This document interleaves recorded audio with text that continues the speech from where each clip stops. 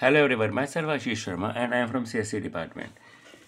Okay, now take another example of factorial into different format. First of all, I describe the format. For example, my number is 5. 5 है factorial निकालना है तो format क्या होना चाहिए 5 into 4 is equal to 5 into 4 is equal to 20. 20 into 3 is equal to 60. 60 into 2 is equal to 120. 121 is equal to मेरे पास 120. मुझे format अब ये चाहिए तो उसके लिए हमने सबसे पहले अपना हैश इंक्लूड अपनी हेडर फाइल जो थी वो यहाँ पर इनिशियलाइज कर दी।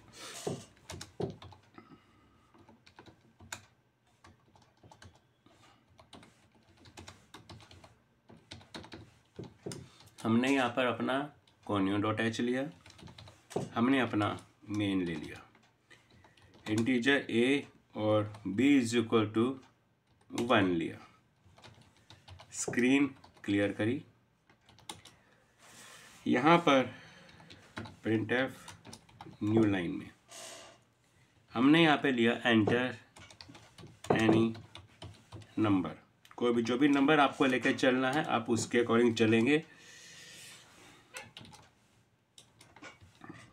और जो नंबर आपने लिया मैंने यहाँ से ए के अंदर इसको स्टोर कर दिया, वाइल लूप लगाया, a is greater than equal to है 1 के, ब्रैकेट शुरू, b is equal to b into a किया और a में माइनस माइनस। अब फॉर्मेट देखिए,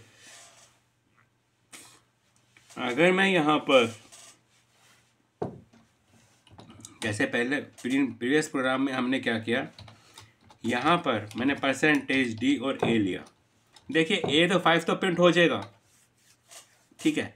अब उसके बाद आपको क्या चाहिए, मल्टीप्लाई का निशान और इक्वल टू, राइट। तो हम क्या करते हैं यहाँ पर अपना, आपके लिए मैंने वैसे करना नहीं है, इसकी पोजीशन मैं अलग करूँगा, आपने मल्टीप्लाई का निशान दे दिया। अब क्या चाहिए 4, 4 का मिल रहा है इस a के डिक्रीमेंट के बाद, तो हमने यहाँ पर परसेंटेज d और a। अब आप यहाँ पे देखो 2 बार आपके लूप के अंदर a प्रिंट हो रहे हैं तो एक थोड़ी सी मिसअंडरस्टैंडिंग हो जाएगी, आप कहेंगे कुछ मिलेगा कुछ। तो उसके लिए आपको क्या करना है कि जो ये वाला a था, चलो पहले मैं आपको करके दिखाता हूँ, फिर आपको क्या चाहिए था 4 के बाद इक्वल टू का निशान, तो आप यहाँ पे कहते हैं आपने इक्वल टू का साइन प्रिंट किया। चलो हम पहले इतना ही देखते हैं, उसके बाद हम चेक करते हैं कि हमें क्या करना है। हमने इस जगह पर अपना गेट ch किया, पहले तो अपना यहाँ पर लूप बंद किया, राइट। अब आप जब यहाँ पे चेक करते हैं कंट्रोल F9, आपने यहाँ पे लिया 5, देखिए इस जगह पर आपका 5 तो हो गया इंटू 4 इज इक्वल टू 4 फिर आ रहा है, बल्कि यहाँ पे तो कुछ और आना चाहिए था, फिर 3 के बाद फिर इक्वल टू आ रहा है। तो इस केस के अंदर हम क्या करते हैं कि जो ये पहले वाला printf था इसको हम यहाँ पे नहीं लिखते, इसको यहाँ से आप रिमूव कीजिए और इसको लिखिए वाइल से ऊपर,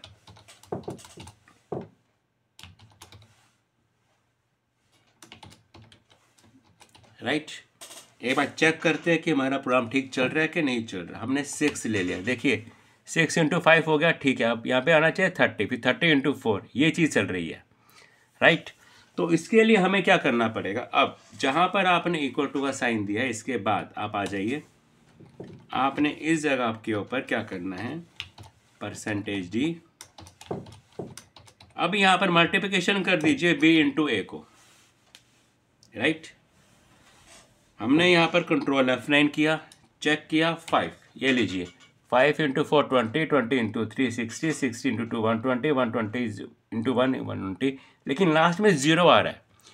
तो इस केस से बचने के लिए जो यहाँ पर आपने इक्वल टू है इसको आप हटा दीजिए, कंट्रोल F9 नंबर, ये लीजिए आपकी प्रॉब्लम सॉल्व होगी। अब आप कोई मर्जी नंबर डाल लीजिए, ये आपके ऊपर डिपेंड है कि सॉल्व की फॉर्मेट क्या है और क्या नहीं है, राइट। और इस केस के अंदर आप ये ध्यान कर लेना, अगर आप यहाँ पर नंबर ज़्यादा बड़ा लेके आना चाहते लिखते हैं, आपने यहाँ पर 10 लिखा तो ये रिज़ल्ट गलत आएगा। तो इस रिज़ल्ट से बचने के लिए आपको क्या करना है, इस प्रोग्राम के अंदर जहाँ जहाँ पे इंट है उसकी जगह आपको लॉन्ग इंट लगा देना, और जहाँ पर डी था उस डी की जगह आपको यहाँ पर एल डी लगाना है, राइट। अब आप चेक कर लीजिए, कंट्रोल F9 आपने ले लिया, मैंने 8 ले लिया, ये लीजिए आपकी प्रॉब्लम सॉर्ट हो गई, राइट। ये थे मेरे फैक्टोरियल का थर्ड ऑप्शन।